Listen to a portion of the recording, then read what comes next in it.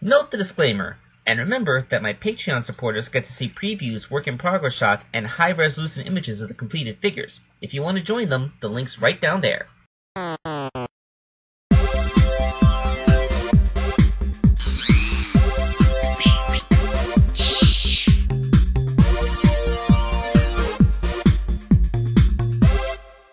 Hello my friends! It is time for the third and final figure for Shadamyfangirl 129, Kyle Tariga the Tiger. I'm just gonna call him Kyle from now on to keep things a little shorter. Now, good old Kyle here is pretty unique in that the base figure for him is an SBO.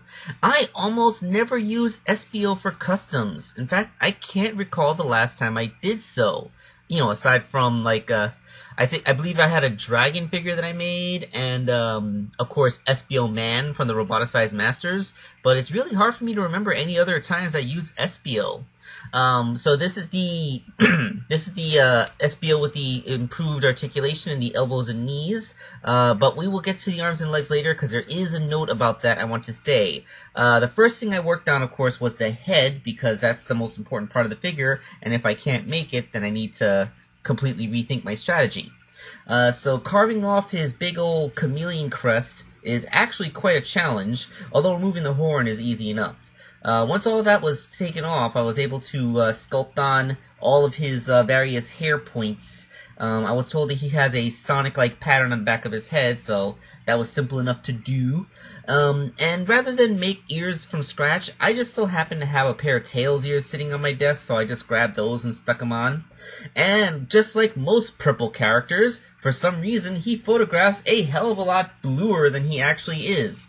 I have no idea why this happens. I think maybe it has something to do with the way my computer converts to JPEGs or something, like it screws up the colors, or maybe it's just the lighting in my room. It makes purple look blue, but you know, this is like purple, like so purple. I didn't even mix anything. It's just purple paint, which I purchased as purple, and it photographs so blue. I don't get it. It doesn't look like this to the naked eye, by the way. Alright, now my biggest gripe with the SBO figure, his arms and legs. What you're looking at in this photo is his leg on top and his arm on the bottom. If you're wondering why those are exactly the same parts, then you get my issue. For some reason, when Jazzwares put out the improved articulation for SBO, rather than make a new forearm piece, they simply cast extra shin pieces and used them as forearms, giving him ridiculously long monkey arms. It just doesn't look right. So the first thing I did to make this custom was to shorten the arm piece a bit so that it has more of the proper proportional length for a forearm rather than a shin. Because, you know, legs are longer than arms. Aside from this, there was some sculpting to be done on the hands, such as changing up the glove cuffs and getting rid of that pointy thing on the back of his hand, as well as changing up the sock cuffs for the boots and painting on the new stripe pattern. I could have sanded away SBO's normal shoe stripe, but that would have probably looked ugly and scarred, so I just opted to paint it over. His chest needed only a bit of big old fluff, and his tail, I just kind of cut off the curly chameleon bit and sculpted on another thing on the end. Like SBO's tail is actually the right size and shape for a tiger tail, just didn't need the curly bit in the end. And with that, all the parts are done, so we can take a look at the completed figure now. And here he is, Kyle the Tiger. Now, just as a quick aside, I am particularly proud of the modifications I did to the face of this character. What I did was I carved into the middle to make the eyes look a little bit more conjoined than they actually are.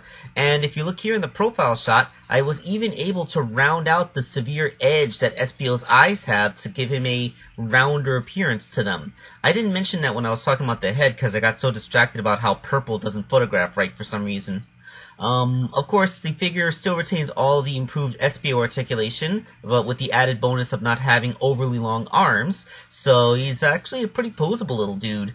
That's always the thing that the Jazzwares figures had over any other Sonic toys that ever got made. But, yeah, I really do like how this guy came out. He's a nice little cap to this little trilogy of figures for Shadamyfangirl. So with that, I thank you all for watching me, and I hope that you will all join in for the next video, which is going to be a cute little kitty character.